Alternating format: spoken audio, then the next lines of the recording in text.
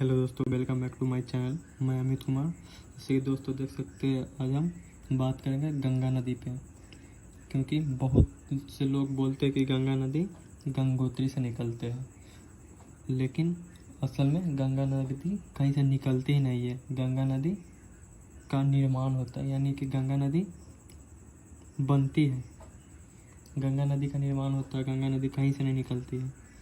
जो group D का तैयारी कर रहा होगा उसके लिए ये भी सही है कि गंगा नदी गंगोत्री से निकलती है, लेकिन असल में गंगा नदी गंगोत्री से ना निकलती है, वो निर्माण होती है, अर्थात गंगा नदी बनती है।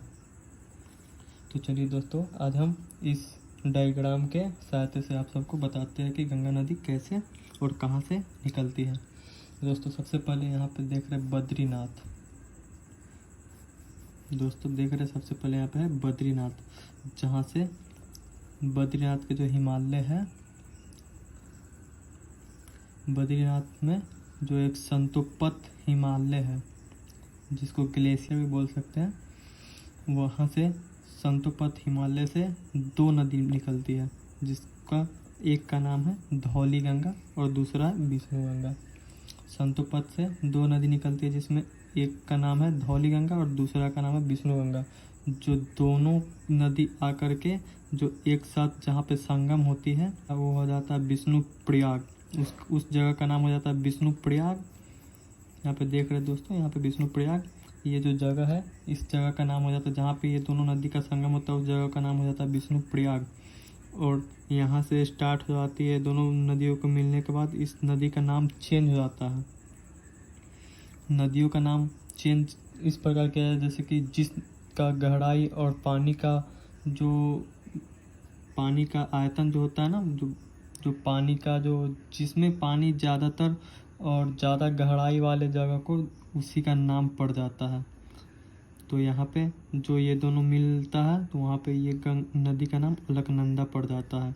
यहाँ से अलकनंदा नदी बन जाती है।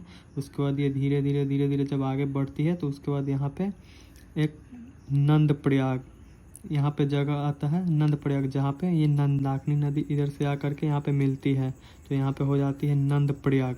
फिर उसके बाद धीरे धीरे ये भी अलकनंदा में ही मिल जाती है, नंदाकिनी नदी भी अलकनंदा में मिल जाती है। फिर धीरे धीरे आती है, उसके बाद एक और नदी आकर मिलती है, जो कि जिसका नाम है पिंडार नदी।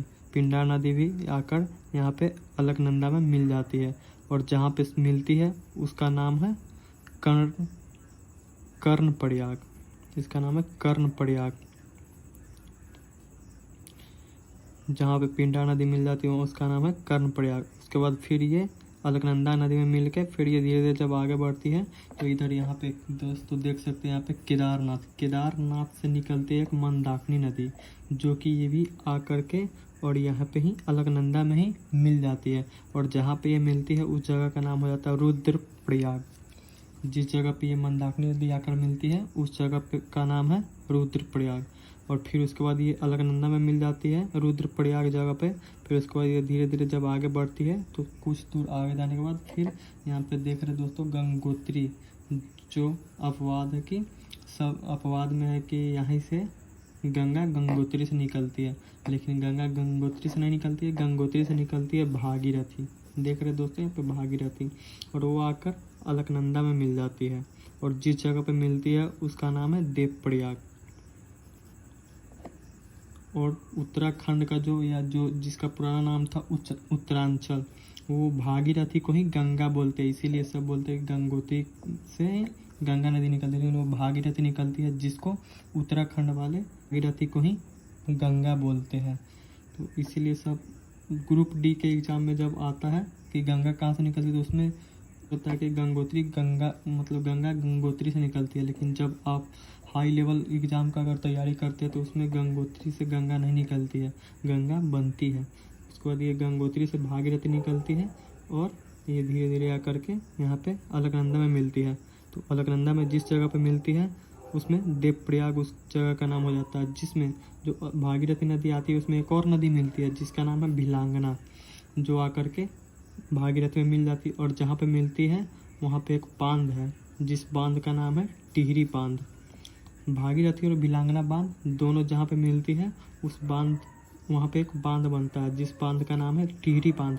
और फिर दोनों नदी एक जगह मिल करके टिहरी बांध पे, उसके बाद जब यहाँ पे आती है फिर यहाँ पे ये मिल जाती है अलकनंदा में। और यहाँ पे इस जगह का नाम है देवप्रयाग। उसके बाद जब देवप्रयाग से मिल जाती है उसके बाद जब निकलती है तब यहाँ पे होती है निर्माण गंगा की।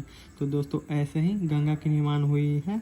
और यहाँ पे क्वेश्चन बहुत सारे, जब आप हाई लेवल का यूपीएससी, बीपीएससी, एसएससी ये सब का अगर आप तैयारी कर रहे होंगे तो उस समय ऐसे ही यही आंसर देना होगा।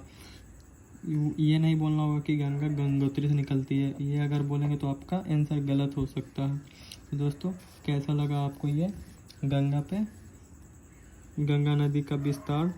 दोस्तों अगर आप सबको अच्छा लगा होगा तो वीडियो को लाइक एंड सब्सक्राइब जरूर कीजिएगा। धन्यवाद।